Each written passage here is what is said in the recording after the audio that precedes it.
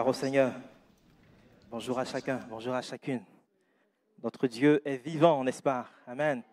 Il est ressuscité, il règne, il vit au siècle des siècles. À lui soit toute la gloire et l'honneur. Un grand merci à toute l'équipe de louanges qui nous a conduits dans ce temps. Un grand merci aussi à toute la technique, à tous ceux qui sont impliqués, l'accueil, l'équipe des offrandes, la Sainte Seine, en tout cas à tous ceux qui permettent que nous puissions passer des temps agréables dans la présence de Dieu. Amen. Et un grand merci surtout au Seigneur Jésus-Christ qui nous donne la possibilité de nous réunir en son nom. Nous croyons qu'il est présent parmi nous et nous croyons que parce qu'il est présent, il fait du bien, il continuera de faire du bien à chacun d'entre nous. Amen. Vous vous souvenez qu'il y a 3 semaines en arrière, nous avons commencé à examiner ensemble le sujet du modèle divin de vie familiale. Je ne sais pas qui se souvient. Bon, ça commence à faire super, un peu de révision ce matin. Voilà. Et sur la base des 2 premiers chapitres du livre de la Genèse, Genèse 1 et Genèse 2, nous sommes avant la chute. Nous avons mis en évidence quelques traits caractéristiques de ce modèle divin.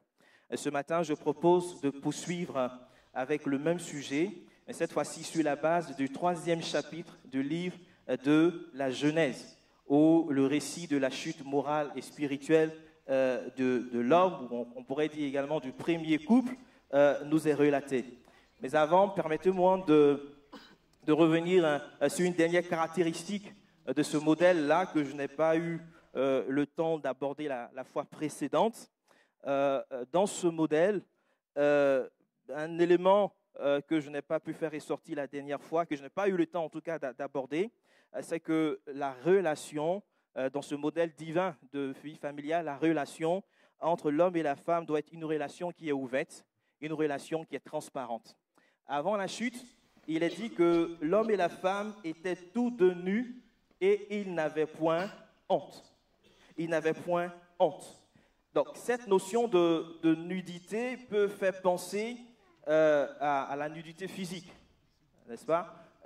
Mais je pense qu'ici, cette notion peut également renfermer une idée supplémentaire, parce que cette notion ici de nudité est associée à une absence de honte. Ils étaient nus et ils n'en avaient point honte. Donc, cela peut signifier qu'avant la chute de l'homme et la femme étaient capables de vivre ouvertement. L'homme et la femme étaient capables de vivre sans aucun voile. Ils étaient capables de vivre en toute confiance, en toute transparence. La relation était transparente et en toute transparence l'un devant l'autre. Avant la chute, il y avait une parfaite complicité entre l'homme et la femme. Il n'y avait pas de petits secrets entre les deux. Il n'y avait pas de petits mensonges. Enfin, pas de petits mensonges, mais en tout cas, il n'y avait pas de mensonges entre les deux. Il n'y avait rien à cacher. Rien à cacher, absolument rien au conjoint. Il n'y avait pas de suspicion dans la relation. Et la relation était ouverte, la relation était transparente. Et c'est ce que Dieu attend de chaque couple chrétien. C'est ce que Dieu attend de chacun d'entre nous. Mais, comme on va le voir, la chute a tout gâché. A gâché en tout cas cette transparence, a gâché cette relation. Et je vous invite sans plus tarder à lire avec moi ce texte de Genèse chapitre 3. Nous lirons du verset 1 au verset 6. Genèse 3, verset 1 à 6.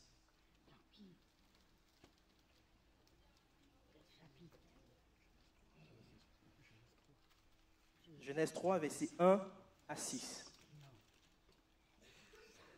Le serpent était le plus rusé des animaux des champs que l'Éternel Dieu avait fait.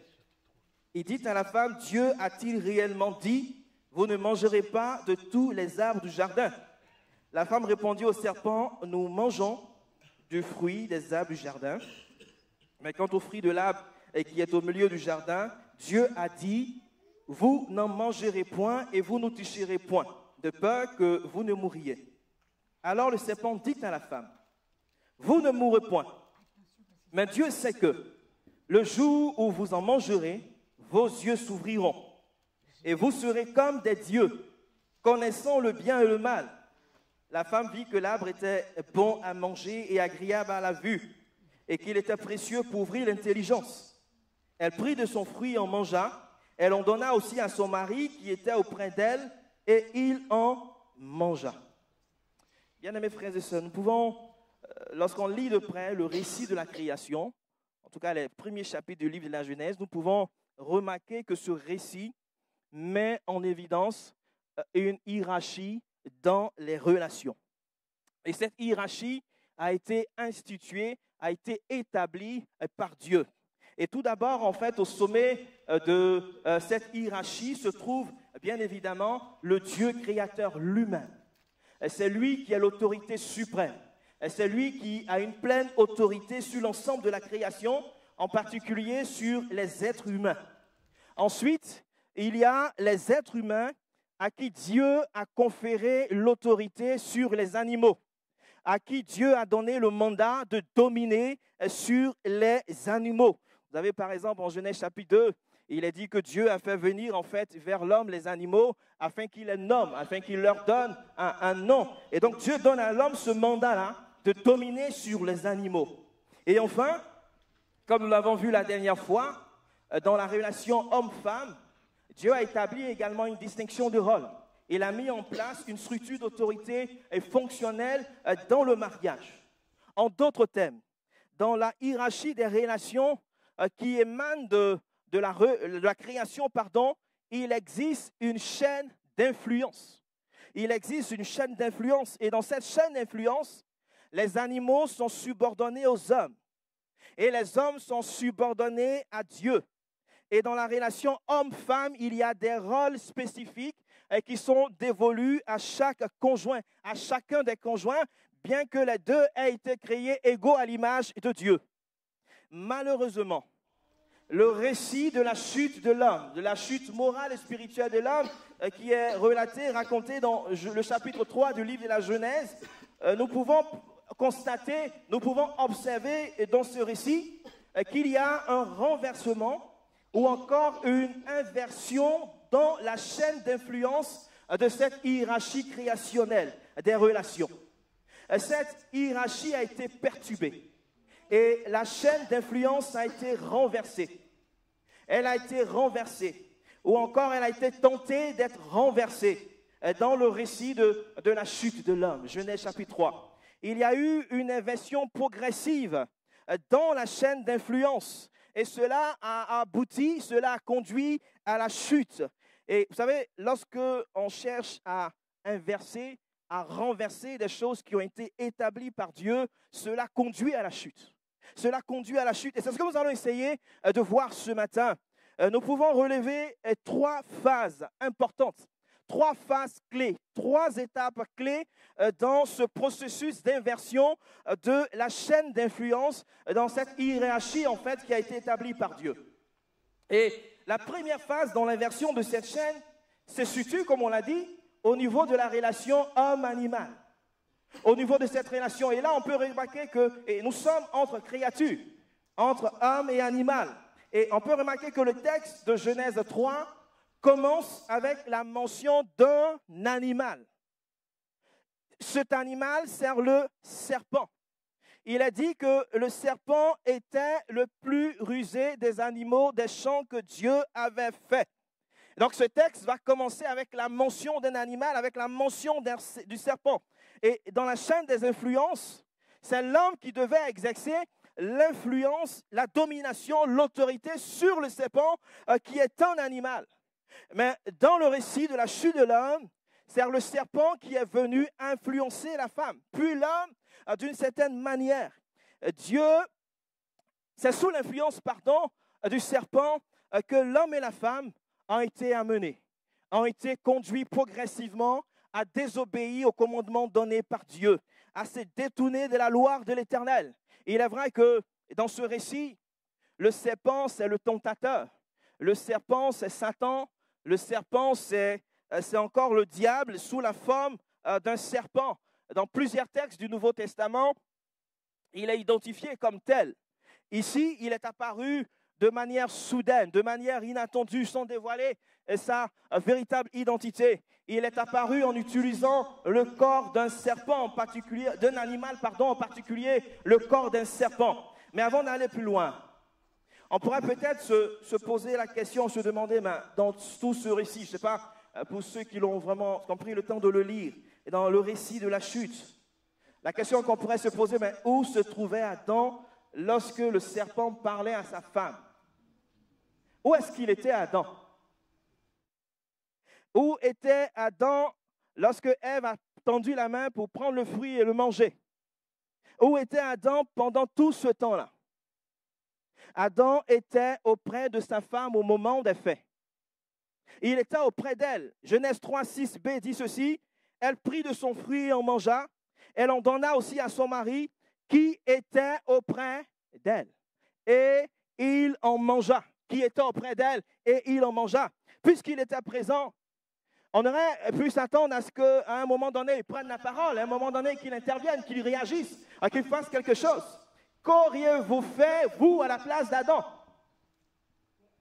Quelle aurait été votre réaction à la place d'Adam? On peut imaginer qu'il aurait pu dire à sa femme, chérie, attention, Dieu a donné ce commandement. Dieu nous a interdit de faire ceci. Dieu nous a interdit de faire cela. Dieu nous a donné l'ordre de ne pas faire ceci, de ne pas faire cela. Mais dans ce récit de la création, ou de la chute, de l'homme, on remarque qu'Adam est resté silencieux. Adam est resté passif. Il a laissé faire les choses. Il n'a rien dit. Il n'a pas arrêté sa femme lorsqu'elle a tendu la main pour prendre le fruit et le manger. Il n'a pas réagi, et bien au contraire, il a pris lui-même le fruit qu'elle lui a donné en main propre et il en a mangé lui aussi. Il agit de connivence avec elle, en toute connaissance de cause, sans rien dire. Rien, absolument. Nous allons y revenir un peu plus loin. Je ne sais pas si le temps me permettra ce matin d'aborder ce dernier point, mais on va y revenir un peu plus loin. En tout cas, à ce stade, je prends le temps de dire ou de décrire ces choses, parce que le plus souvent, c'est seulement sur Ève que nous tapons, tout le temps. Hein? Nous tapons tout le temps sur Ève, la pauvre dame, la pauvre Ève, c'est elle qui a fait ceci, c'est elle qui est à l'origine de tout ce qui nous arrive. Mais dans le récit de la chute, c'est l'homme et la femme qui se sont laissés séduire par le serpent. Et même la Bible va considérer que le péché s'est introduit dans le monde par l'intermédiaire d'un homme, par l'intermédiaire d'une personne, par l'intermédiaire d'Adam, parce qu'il était le représentant de toute l'humanité. Romains chapitre 5. C'est l'homme et la femme qui ont cédé à l'influence du tentateur. Il y a eu un renversement de la chaîne d'influence entre l'homme et l'animal. Au lieu de dominer sur le serpent, l'homme et la femme se sont laissés influencer par l'animal. Ils se sont laissés influencer par le serpent. Bien-aimés frères et sœurs, ce matin, chacun pourrait peut-être se poser la question de savoir si dans sa vie de couple, et peut-être que ce matin, quand nous sommes sur la thématique de la famille, du couple, du mariage, mais je pense que les points qui vont être abordés, partagés, on peut les généraliser, les appliquer à notre vie personnelle. Mais ce matin, chacun peut se poser la question de savoir si dans sa vie de couple, si dans son mariage, si dans sa famille, il n'y a pas aussi ce premier niveau d'inversion de la chaîne d'influence. Est-ce qu'il n'y a pas ce premier niveau d'inversion de la chaîne d'influence? Je ne suis pas ici en train de parler d'une éventuelle domination par son chien. Hein? Le chien qu'on pourrait avoir chez soi. Je ne suis pas en train de parler ici d'une éventuelle domination par son chat ou par un animal domestique qu'on pourrait avoir à la maison. Ce n'est pas de ça qu'il s'agit ici. Ce que je veux dire, c'est qu'il y a des choses sur lesquelles je suis censé dominer, sur lesquelles je suis censé exercer l'autorité. Mais il se trouve que ce sont ces choses-là qui me dominent, ces choses-là qui ont autorité sur mon cœur, ces choses qui ont autorité sur ma vie, alors que Dieu m'a donné le mandat de dominer sur ces choses-là. C'est comme si j'étais esclave de ces choses. La Bible dit que chacun est esclave de ce qui a triomphé de lui. Et peut-être que je suis sous l'influence négative de certaines réalités. Peut-être dans ma vie personnelle, peut-être dans mon mariage, peut-être dans ma famille. Peut-être que je peux me laisser dominer par des émotions amères. Je peux me laisser dominer par du ressentiment. Je peux me laisser dominer par le refus de pardonner. Je ne veux pas pardonner et mon cœur est dur, mon cœur est amer et je me laisse dominer par ces choses-là. Je peux me laisser dominer par la colère. Alors que la Bible dit que si vous tombez, vous mettez en colère, ne péchez point. Et que le soleil ne se couche pas sur votre colère et ne donnez pas accès au diable. Je peux me laisser dominer par la violence physique, la violence verbale, avec des mots qui détruisent, des mots qui abaissent, qui rabaissent mon conjoint. Je peux me laisser dominer par l'infidélité conjugale. Je peux me laisser dominer par le mensonge, par l'absence de transparence dans la relation, par une addiction qui est nuisible à mon mariage, qui est nuisible à mon couple, alors que c'est à moi de dominer sur ces choses-là. Alors que Dieu me donne le mandat de dominer. Bien-aimés frères et sœurs, en Genèse chapitre 4, le chapitre suivant, il est question de deux frères, là, dans ce chapitre-là. Caïn et Abel, qui sont enfants d'Adam et Ève. Ils ont tous les deux fait une offrande à Dieu. Mais il est dit que Dieu a porté un regard favorable sur Abel et sur son offrande. En revanche, il ne porta pas un regard favorable sur Caïn et sur son offrande. Caïn a été très irrité et son visage était abattu, il était en colère. Dieu lui a dit ceci: « Pourquoi es-tu en colère? Et pourquoi ton visage est-il sombre? Si tu agis bien, tu le relèveras. Mais si tu n'agis pas bien, le péché est tapis à ta porte. Son désir se porte vers toi, mais domine-le. Domine-le. » Caïn avait une haine et une colère dans son cœur contre son propre frère Abel. Il était tellement irrité qu'il avait nourri en lui l'idée d'en finir avec son frère le plus rapidement possible. Celui-là, quand je vais l'attraper, il va voir ce qui va lui arriver. Il avait nourri cette idée-là dans son cœur. Cette pensée qu'il nourrissait dans son cœur cherchait à le dominer, à prendre le dessus sur lui. Mais Dieu lui a offert une voie de salut et de restauration. Et Dieu lui a dit ceci: si tu agis bien, en te repentant, si tu agis bien, en faisant ce qui plaît à Dieu, ce qui donne gloire au nom de l'Éternel, tu pourras relever la tête. Tu seras restauré, tu seras renouvelé. Mais si tu agis mal, en persistant dans ta haine contre ton frère, en persistant dans tes mauvaises voies, en persistant dans ta colère, le péché est là. Il a couché à ta porte afin de te dominer. Le désir du péché se porte vers toi, Caïn, mais tu peux le dominer, tu peux le vaincre, tu peux avoir la victoire là-dessus. Comme nous le savons, malheureusement, Caïn a fini par tuer son frère Abel. Il s'est laissé dominer par le désir de détruire son propre frère. Et peut-être que le Seigneur veut dire à quelqu'un ce matin: le péché se couche à ta porte. Le péché est tapis devant ta porte. Il est couché devant la porte de ton cœur. Comme un animal qui est prêt à bondir, comme un animal qui est prêt à t'attraper. Mais le Seigneur met devant toi aussi certainement une voie de salut, une voie de restauration. Il t'invite ce matin à refuser de te laisser dominer par cette pensée qui t'anime.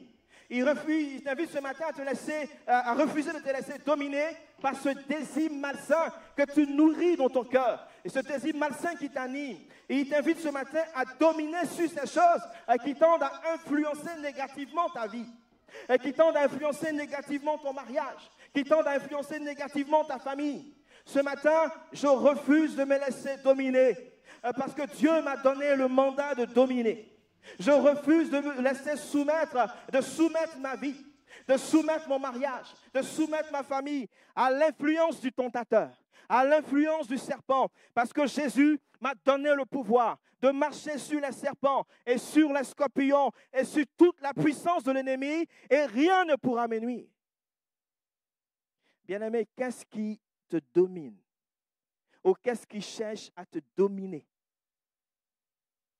Qu'est-ce qui cherche à te dominer alors que tu es appelé à dominer? Qu'est-ce qui t'influence négativement alors que c'est à toi d'avoir de l'influence sur ces choses? Ce matin, le Seigneur veut nous encourager peut-être à prendre position dans la foi, et à refuser cette inversion de la chaîne d'influence, à la refuser, à ne pas nous soumettre, à ne pas accepter cette inversion de la chaîne d'influence. La deuxième phase dans l'inversion de la chaîne d'influence se situe au niveau de la relation créateur-créature. Au niveau de la relation créateur-créature. Et comme nous le savons, le tentateur, Satan, Lucifer, a refusé d'adorer Dieu et de lui obéir. Il voulait lui-même, en tant que créature, être Dieu. Et dans le récit de la chute, c'est ce désir de vouloir être comme Dieu qu'il a finalement suggéré à l'homme et à la femme.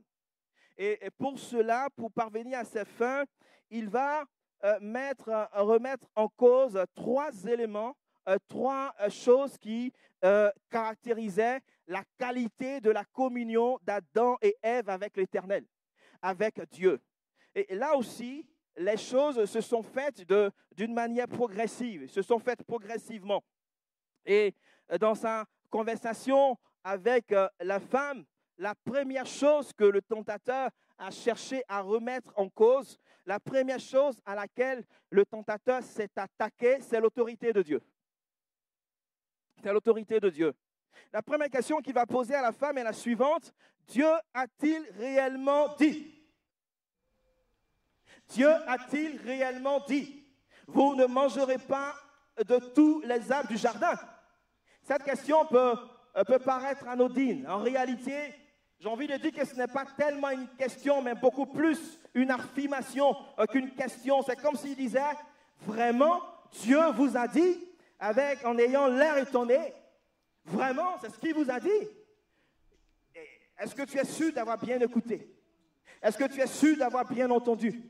Est-ce que Dieu ne t'a pas caché certaines choses?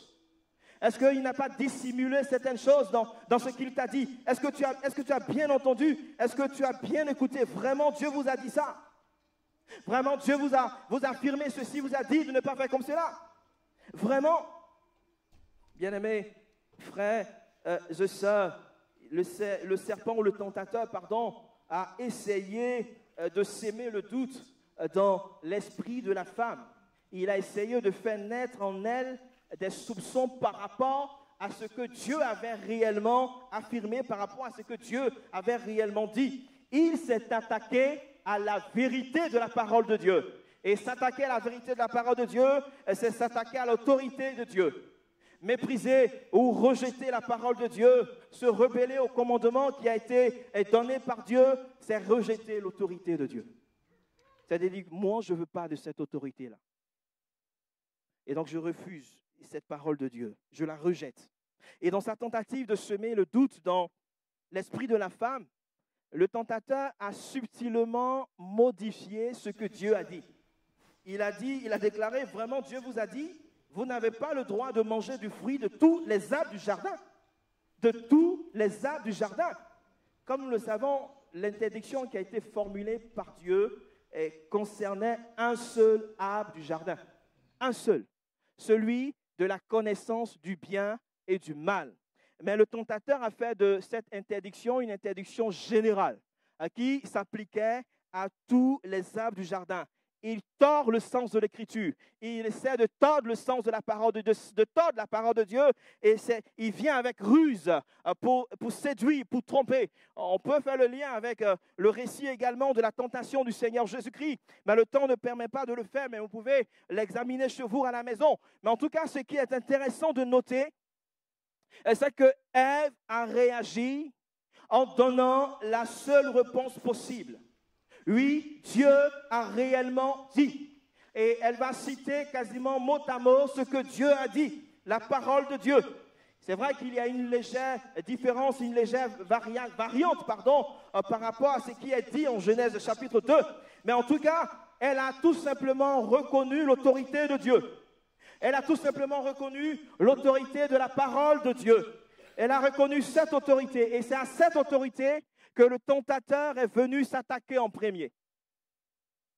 Bien-aimés frères et sœurs, dans le modèle divin de vie familiale, l'autorité suprême qui doit être reconnue dans le couple, l'autorité suprême qui doit être reconnue dans la famille, c'est Dieu.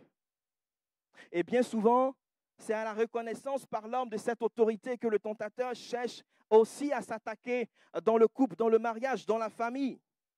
Par exemple, il cherche à influencer les conjoints, à ne plus faire de l'Éternel, à ne plus faire de Dieu celui qui a la première place dans la famille, celui qui doit occuper la première place dans le mariage, dans le couple, celui dont la parole a une pleine et entière autorité sur leur vie. Parfois, on peut entendre des choses lorsqu'on discute avec des couples où c'est un peu tendu. Mais mon frère, la Bible dit ça. Ma soeur, la Bible dit ça.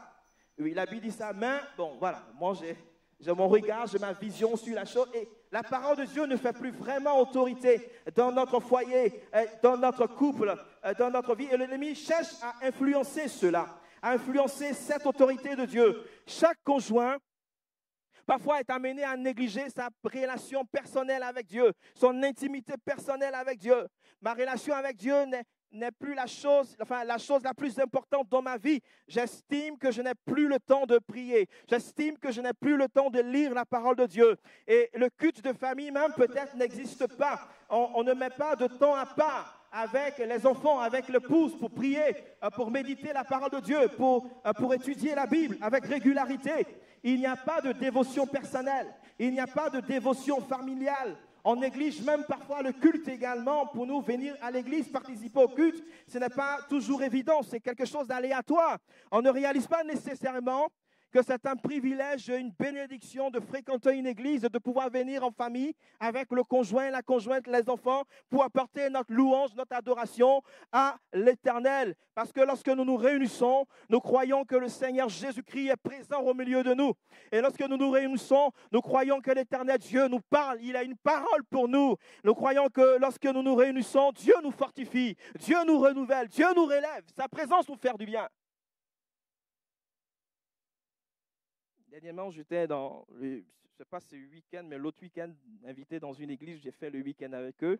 Je suis arrivé un vendredi soir.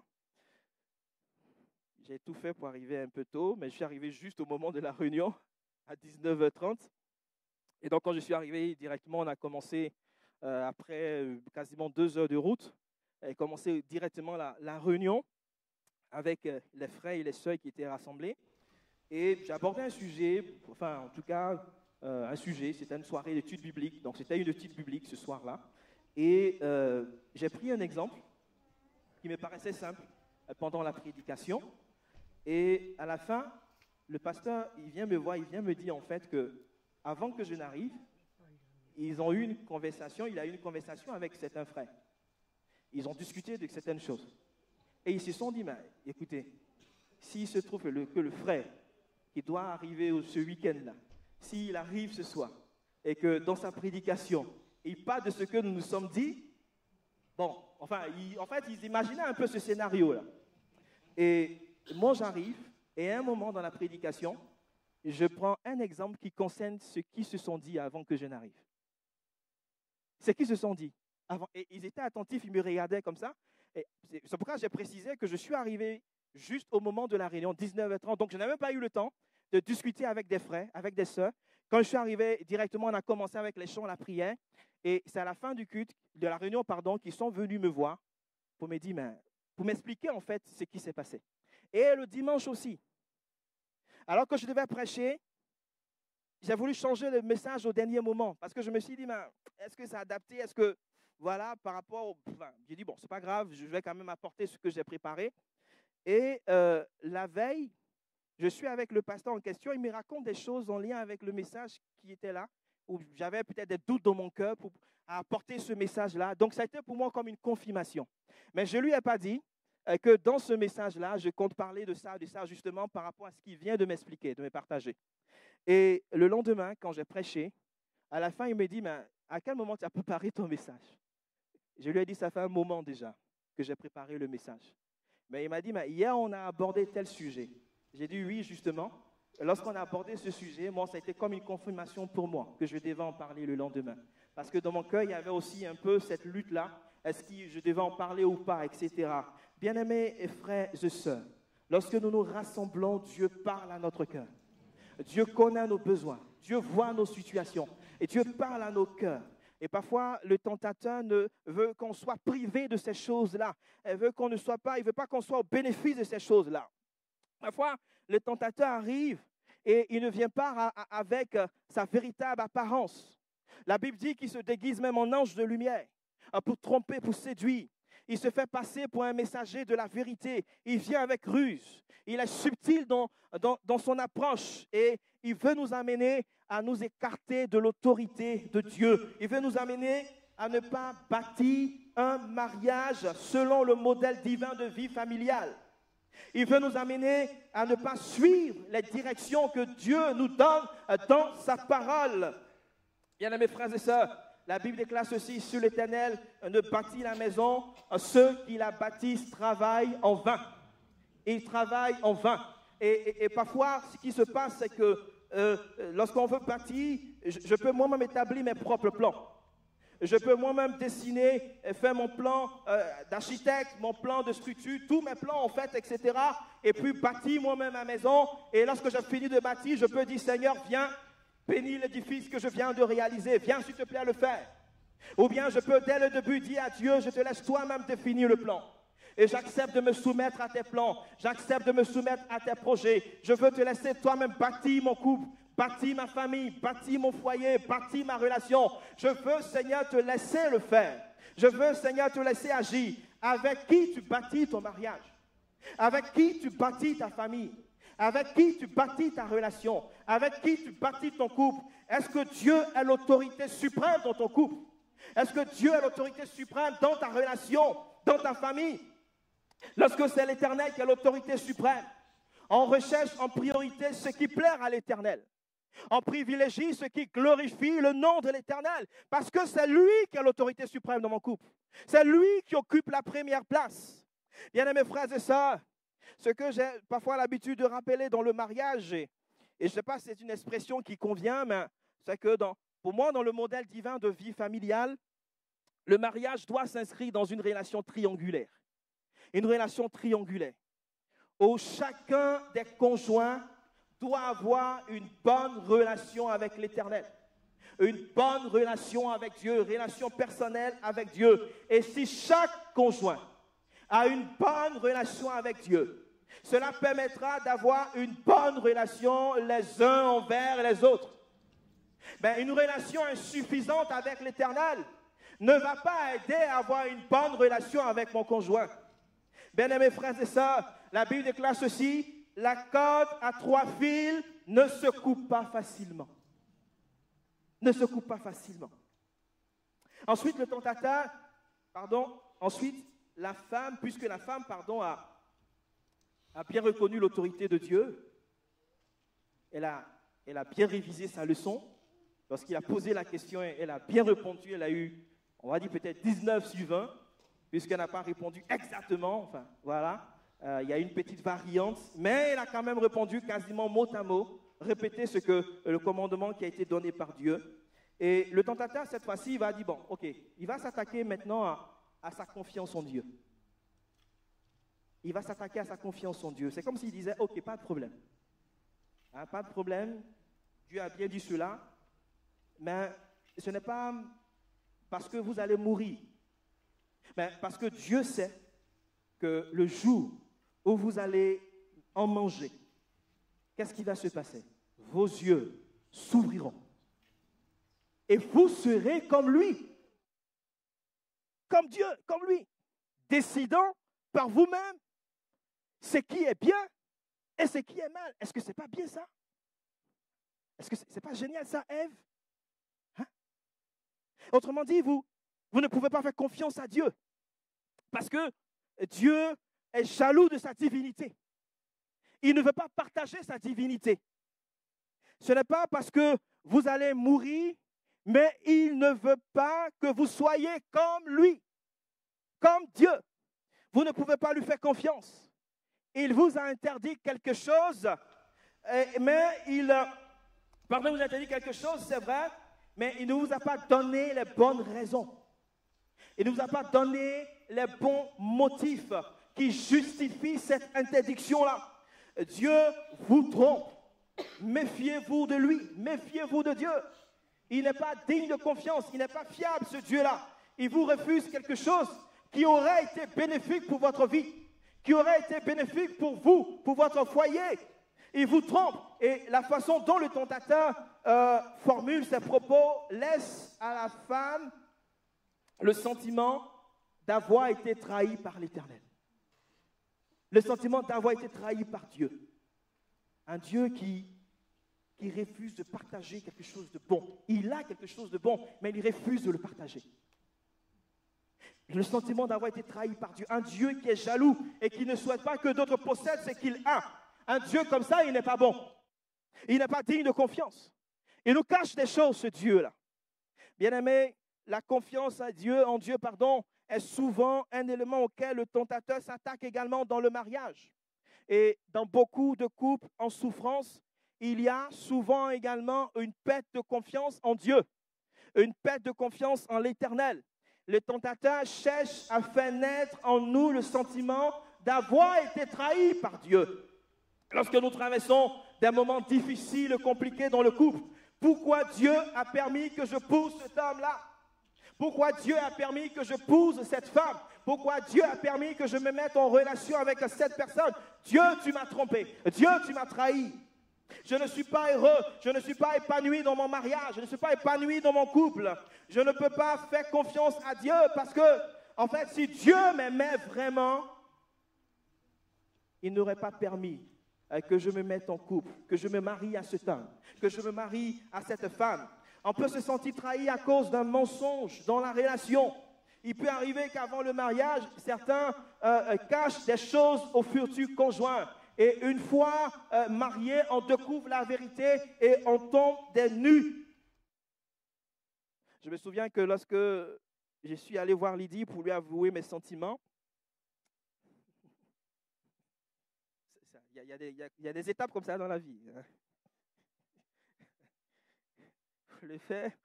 Et avant de me donner sa réponse, parce qu'elle a vu que dans nos conversations, je parlais souvent d'enfants, tout ça, avant de me donner sa réponse, elle m'a dit, écoute, il faut que je te dise quelque chose. Et puis après, ce sera à toi de voir. Quand j'étais plus jeune, j'ai eu un problème de santé. Et je pense que j'en avais parlé une fois peut-être. J'ai eu un problème de santé. Et le médecin m'a dit qu'il serait possible que je ne puisse pas faire d'enfant. Après, c'est à toi de voir. Elle me dit ça comme ça. Voilà, c'est à toi de voir. Après, je lui ai dit, écoute, je ne sais pas, mais ce que je sais, c'est que dans la parole de Dieu, effectivement, on a l'exemple de beaucoup de dames, de sœurs, de femmes, en tout cas, qui avaient des problèmes de stérilité. Mais Dieu est intervenu. Et je crois que ce qu'il a fait pour elle, il peut aussi le faire pour nous. Dans tous les cas, même si on n'a pas d'enfant, moi, je t'aime. Hein? Et c'est avec toi que je veux partager ma vie. Et donc, ça n'a pas été un frein, un obstacle pour moi. Et puis, bon, par la grâce de Dieu, on a 3 enfants aujourd'hui. Hein, le Seigneur qui a fait grâce. Amen. Le Seigneur qui a fait grâce. Voilà. Donc, je veux dire que, voilà, parfois, on découvre des choses, et même dans la préparation au mariage, ce que je rappelle souvent aux frères, aux couples, aux futurs couples que j'accompagne, que j'essaie d'encadrer, à partir d'un outil qu'on utilise au sein de l'Église, c'est que, voilà, on essaie de travailler à attirer leur attention sur peut-être des choses auxquelles ils n'avaient pas pensé. Des questions qui ne s'étaient pas forcément posées, pour ne pas que ce soit une découverte une fois marié et une surprise une fois marié. Et donc, on en discute, on en parle, et pour que chacun vraiment puisse avancer dans la relation en toute connaissance de cause. Donc, on essaie de travailler sur un certain nombre de sujets, sur les finances, sur la sexualité, sur la communication, sur les parents, sur un certain nombre de thématiques pour vraiment attirer leur attention à partir d'un ensemble de questionnaires pour les sensibiliser. Tu n'as pas pensé à ça, et ça m'arrive en tout cas parfois dans des discussions de discerner ou de comprendre certaines choses et de dire à l'autre conjoint, mais est-ce que tu savais qu'il y avait ça? Est-ce que tu savais qu'il y avait telle chose? Ah non, je ne savais pas forcément, etc. Donc, pour que ce soit pour lui un point de vigilance. Bien aimés frères et sœurs, 7, on peut être déçu du conjoint qui nous a caché la vérité. Mais on peut avoir aussi le sentiment d'avoir été trahi par l'Éternel lui-même. Par l'Éternel, on peut se sentir trahi pour diverses raisons. Et quelquefois, il y a certains qui vont peut-être comparer même leur conjoint à d'autres personnes. Mais pourquoi tu n'es pas comme la femme d'un tel? Pourquoi tu n'es pas comme le mari d'un tel? Pourquoi tu n'es pas? Et on fait des comparaisons. Et peut-être que le tentateur te pousse à croire en des choses qui sont fausses. Peut-être qu'il te pousse à croire qu'il n'y a plus aucun espoir pour toi, qu'il n'y a plus aucun espoir pour ton mariage, qu'il est impossible pour toi de reconstruire ton mariage. Au point où tu as du mal à faire confiance à l'Éternel, où tu as du mal à faire confiance à Dieu. Mon frère, ma soeur, la situation peut changer. Elle peut changer. Et lorsque je place ma confiance en Dieu, je suis amené à lui confier mon mariage. Seigneur, je te confie mon mariage, je te confie ma famille, je te confie mes enfants. On a entendu tout à l'heure une prière en faveur des enfants. Seigneur, je te confie ma famille. Je suis amené à lui confier ces choses-là, afin qu'il m'aide à les rendre conformes au modèle divin de vie familiale. Lorsque je fais confiance à Dieu, je l'invite à m'aider, à surmonter les situations de crise que je peux traverser dans mon couple. Seigneur, voici, c'est difficile en ce moment. La relation est compliquée en ce moment. Mais Seigneur, parce que je te fais confiance, je te remets la situation, Seigneur. Je te confie mon problème. Ne cesse pas, mon frère, ma soeur, de faire confiance à l'Éternel. Si tu avais cessé de le faire ce matin, je ne peux que t'encourager à faire de nouveau confiance à Dieu. Confie-lui ton problème. Confie-lui ton besoin.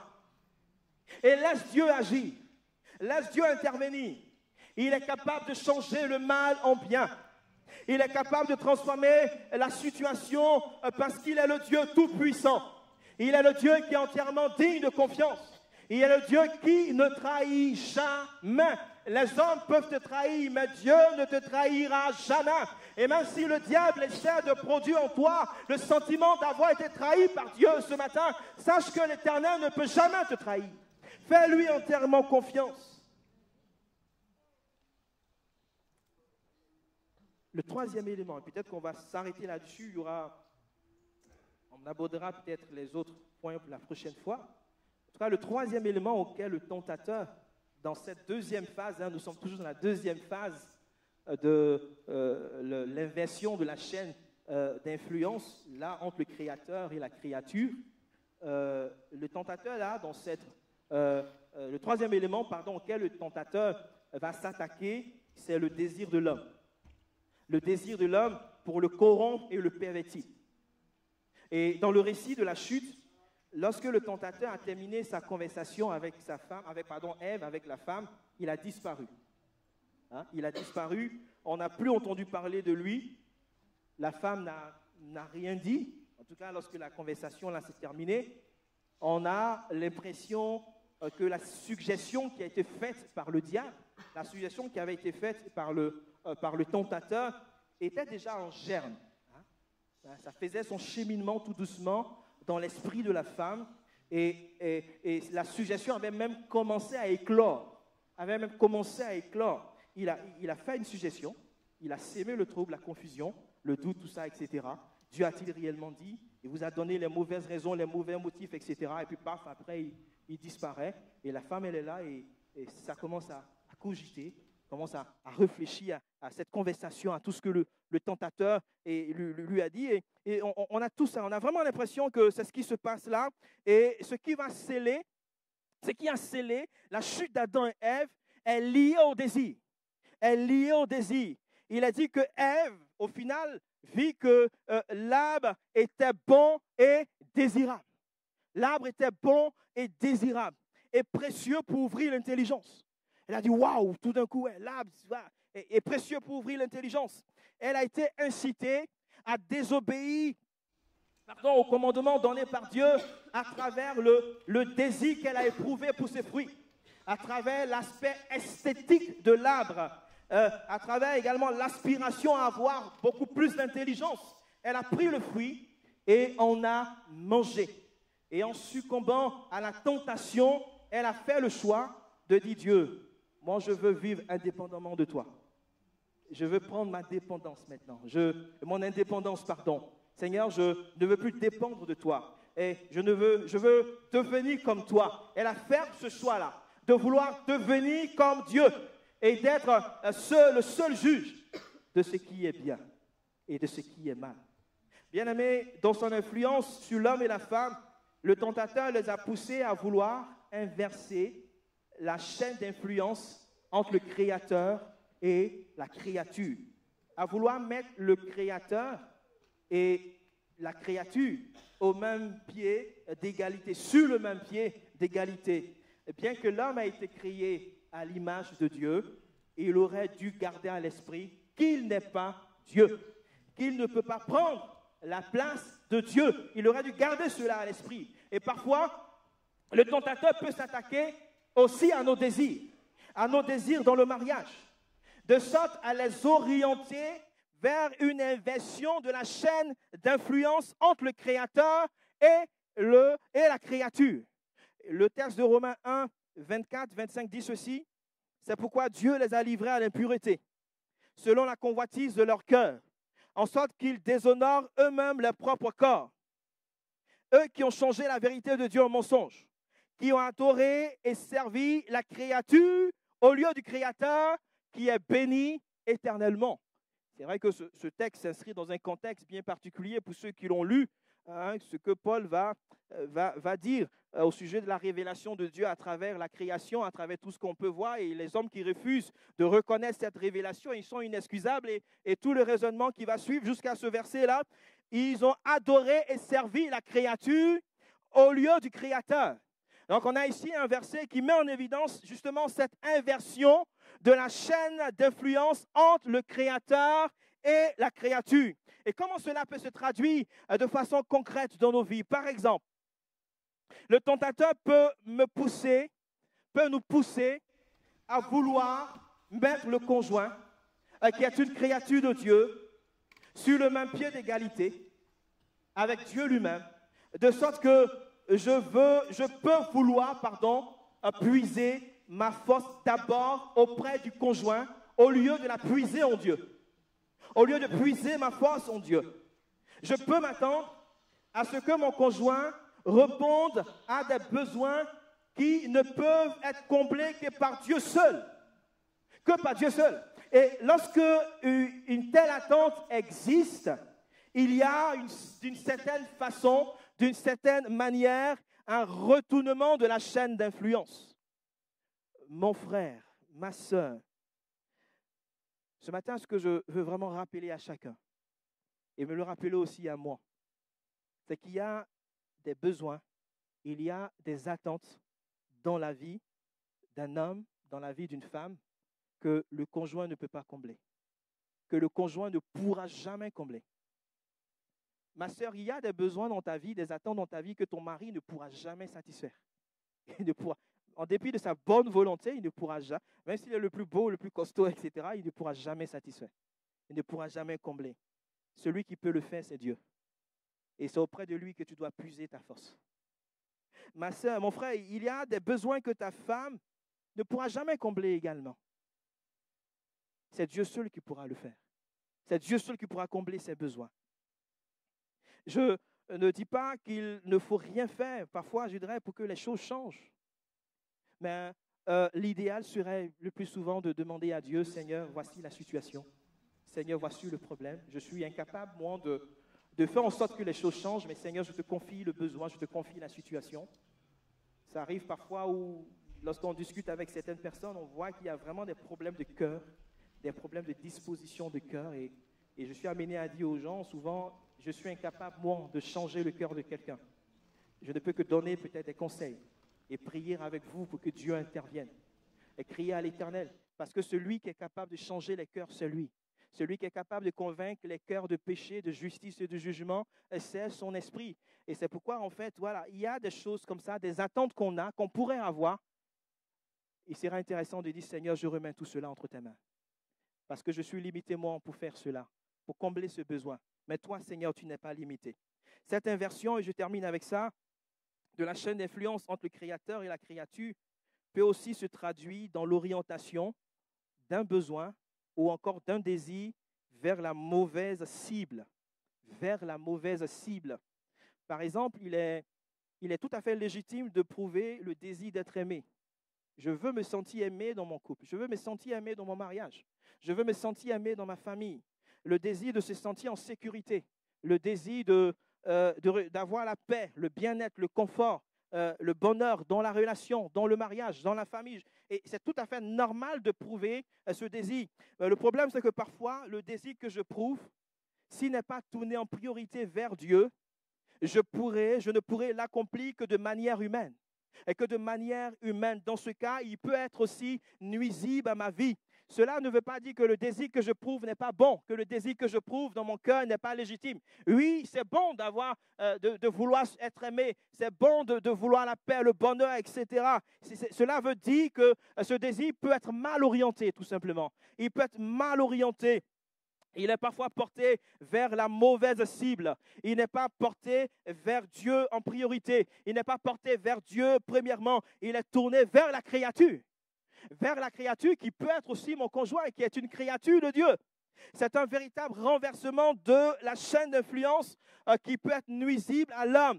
Ce désir qui m'anime, bien qu'il soit légitime, peut me détruire s'il n'est pas tourné vers la bonne cible. Je ne suis pas en train de dire qu'on ne doit pas ou qu'on ne peut pas s'aimer dans le mariage. Oui, la Bible nous invite à nous aimer. Ce que j'essaie de dire, c'est que si la cible du désir qui m'anime, la cible du désir qui est dans mon cœur, c'est essentiellement l'homme. Sans lui, ma vie n'est rien. Sans lui, ma vie n'a plus aucun sens. C'est essentiellement une femme. Ma vie n'a plus aucun sens. Le jour où la personne me trahira, c'est le monde en fait qui va s'écrouler autour de moi. C'est le monde qui va s'écrouler autour de moi. Mais si la cible de mon désir, c'est l'Éternel, c'est Dieu, c'est lui en priorité, je peux être assuré d'une vie heureuse, d'une vie épanouie, parce que Dieu ne me trahira jamais. Non seulement il ne me trahira jamais, mais il comblera mon cœur de sa paix. Il comblera mon cœur de sa joie. Il comblera mon cœur de sa vie. Il comblera mon cœur de sa présence. Il va répandre dans mon cœur son amour. Un amour qui vient de lui. La Bible déclare que l'amour de Dieu est répandu dans nos cœurs par le Saint-Esprit qui nous a été donné. Vers quoi ou vers qui se portent tes désirs, mon frère et ma soeur? Peut-être que tes désirs, bien que légitimes, ont été ou sont portés vers la mauvaise cible. Peut-être qu'ils sont portés vers la mauvaise personne, vers la mauvaise chose. Ces désirs n'étaient pas ou ne sont pas tournés vers Dieu. Et peut-être que ce renversement dans la chaîne d'influence a occasionné une grande déception dans ton cœur, une grande insatisfaction dans ta vie, parce que tu as concentré toute ton attention sur ce désir.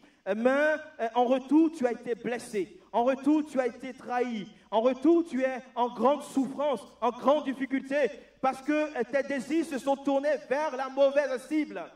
Peut-être que tu as besoin ce matin d'être guéri, besoin ce matin de dire Seigneur, viens me restaurer, viens me renouveler dans mon être intérieur. Viens ce matin, je t'en prie, me renouveler dans mes émotions, dans mes sentiments. Ce matin, je voudrais t'encourager, si c'est ton cas, à te détourner simplement de la mauvaise cible et à orienter tes désirs vers la bonne cible, vers l'Éternel, vers Dieu, vers le Créateur. Et laisse Dieu te guérir ce matin, laisse Dieu te visiter ce matin, laisse-le te restaurer, te renouveler dans tes émotions, te renouveler dans tes désirs, parce qu'il est le Dieu vivant et vrai et le Dieu qui ne trahit jamais. Nous allons fermer nos yeux et couper nos fronts. Et je voudrais simplement prier pour terminer. Seigneur, ce matin, nous voulons te rendre grâce et te bénir, notre Dieu. Tu es le Dieu vivant et vrai. Tu es le Dieu qui ne change pas. Seigneur, tu connais nos cœurs et tu connais nos vies. Et ce matin, notre Dieu, je voudrais te prier pour chaque couple et pour chaque famille. Pour chaque personne ici, notre Dieu, te prier aussi pour moi. Seigneur, peut-être que devant la porte, notre Dieu, du cœur d'une personne, d'un frère, d'une sœur, il y a le péché qui est tapis, le péché qui a couché, notre Dieu, prêt à le dominer. Mais ce matin, je te prie, mon Dieu, de nous accorder ta grâce, de t'accorder ta grâce à mon frère, à ma sœur, notre Dieu. Donne-lui de dominer, notre Dieu, sur cette chose-là. Donne-lui de dominer sur ce désir, notre Dieu, qui est mal orienté. Donne-lui la victoire, Seigneur, je t'en supplie, dans le nom du Seigneur Jésus-Christ. Seigneur, tu nous as donné le mandat de dominer, notre Dieu. Et nous ne voulons pas nous laisser dominer par un cœur qui est amer, Nous ne voulons pas nous laisser dominer, notre Dieu, par un manque de pardon. Nous ne voulons pas nous laisser dominer par des choses qui ne sont point la gloire de ton nom, Seigneur notre Dieu. Ce matin, nous te prions de nous accorder ta grâce, notre Dieu, parce que tu es le Dieu qui est plus que vainqueur, le Dieu qui est victorieux et qui nous met au bénéfice de la victoire qu'il a remportée à la croix du Calvaire. Seigneur, ce matin, je te prie dans ta grâce de nous visiter, notre Dieu, et de te glorifier dans chacune de nos vies, Seigneur. Éternel, si, notre Dieu, dans la vie, notre Dieu, d'un frère, d'une sœur, tu n'es plus celui-là même qui a l'autorité suprême. Si dans le mariage d'un frère, dans le mariage d'une sœur, d'une famille, notre Dieu, tu n'es plus celui-là qui a pleine autorité, ta parole n'a plus vraiment d'autorité. Je te prie, Seigneur, que l'autorité soit restaurée, que l'autorité de Dieu soit rétablie, notre Dieu, et que ces cœurs se tournent vers toi et reconnaissent ton autorité au nom de Jésus-Christ. Seigneur, ce matin, étends ta main et glorifie ton nom, et que cela, notre Dieu, les amène à t'accorder la première place dans leur vie, à t'accorder la première place dans leur relation, notre Dieu, à te rechercher en priorité, Seigneur, à avoir une bonne relation avec toi, notre Dieu, à te prier, à chercher ta face, afin ce qui t'honore, notre Dieu. Ce matin, agis dans les cœurs, agis dans la vie, et là où il y avait une perte de confiance en Dieu, parce que peut-être que l'ennemi a produit le sentiment d'avoir été trahi par Dieu, je prie ce matin que tu aides mon frère, ma soeur, à retrouver le chemin de la confiance en l'Éternel, qu'il soit restauré ce matin, parce que tu es le Dieu qui ne trahit jamais, Seigneur.